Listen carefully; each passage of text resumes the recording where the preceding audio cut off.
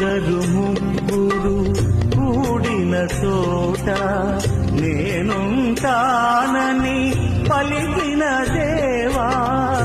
ఇద్దరు ముగ్గురు కూడిన చోట నేనుంటానని పలికిన దేవా.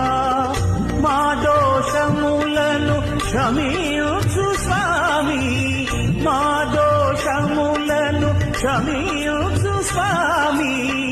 నీ కృపలో మము నడిపించు దేవా, నీ కృపలో మము నడిపించు దేవా. స్వాగతమో దేవా, సుమ స్వాగత